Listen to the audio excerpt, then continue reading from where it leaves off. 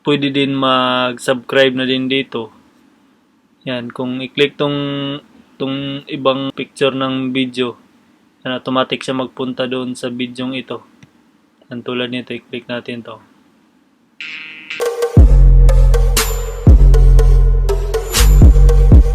Okay, para sa mga hindi pa nakakalam, ituturo ko sa inyo kung paano yun gagawin. Yan, napakasimple lang. Pinakauna, punta sa video manager. Yan, maghanap po yan ng mga video niyo na gusto niyong lagyan. Kung gusto niyo lagyan lahat, yan, lagyan niyo lahat. Sa akin, piliin ko kasi yung iba na lagyan ko na eh. For example, ito. Yan, ang una, pag makapili na kayo ng video ninyo, yan, click nyo ang edit. At dito sa end screen and annotation. And then add element. Marami kayong pwedeng ilagay. Una yung video na box yan, at saka yung picture nyo na profile picture ninyo. At saka pwede kayong mag-promote na ibang channel. Unahin natin tong video or playlist. Yan, yung manual method ito. Choose a video or playlist.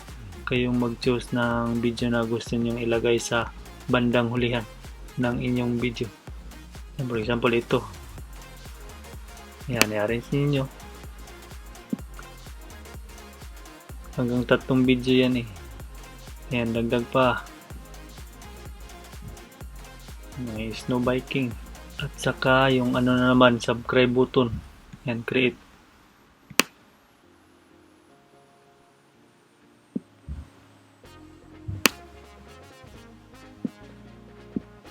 Ayan.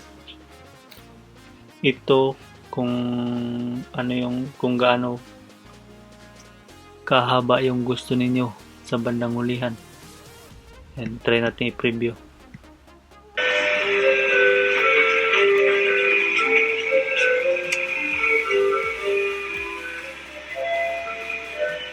Yan, medyo mahaba.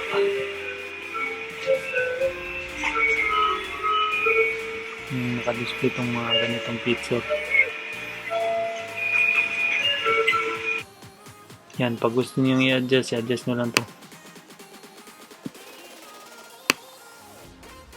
Katapos save.